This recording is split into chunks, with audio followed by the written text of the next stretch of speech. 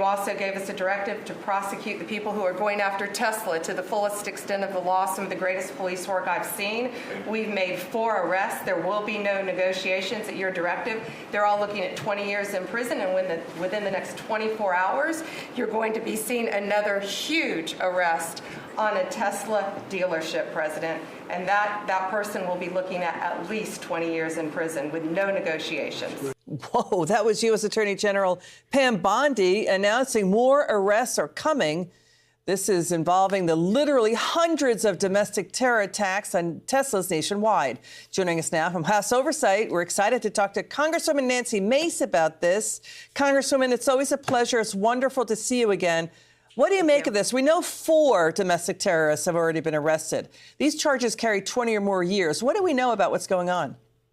Well, including one from the great state of South Carolina, the guy that threw Molotov cocktails at a Tesla charging station in Charleston, South Carolina, set himself on fire. That's what we call a smooth brain domestic terrorist. They all should face the full force of the law. In fact, I'm saying to take these Tesla terrorists, send them to Gitmo, get them out of here. They're un-American. This is terrorism. Send them to a place like Gitmo. Be done with them. You know, Congresswoman, there was something else that happened that AG Bondi is talking about, too. This is about the infrastructure of activist groups funding these groups that do these attacks. She said, quote, "We will continue investigations, including into those behind the scenes, funding and coordinating these crimes." Who are we talking about here?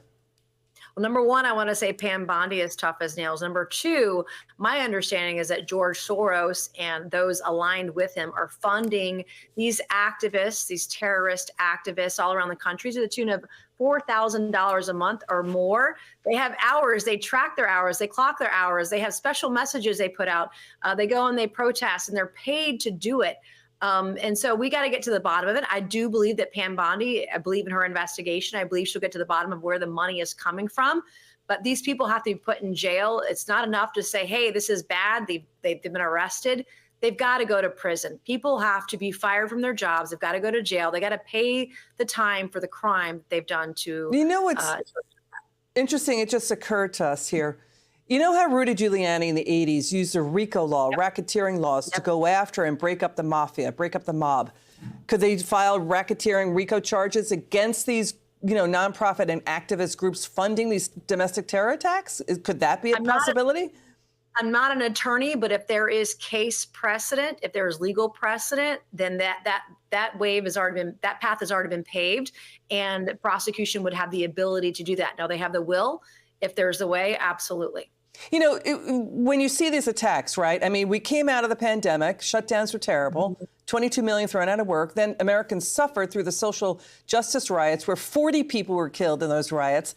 Now you see these Tesla attacks. This is the far left's answer to what is going on in America. It's not about fixing America. It's always about rioting and attacking. And, this is all this happening when there's Democrat silence again, silence and all that. As Elon Musk and Doge is cutting, they say, $150 billion in waste. They're trying to save and rescue entitlement programs like Social Security. They just caught a massive $382 million fraud of people taking jobless benefits when many of them were not even born yet.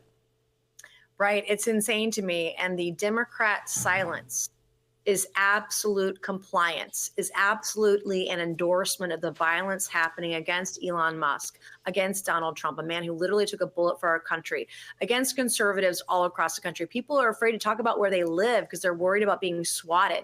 And I will tell you, I'm going through a thing right now where people are threatening, us over town halls. I've had multiple bomb threats on my own office just because I'm a conservative Republican. But Donald Trump will put an end to this, and it ends now.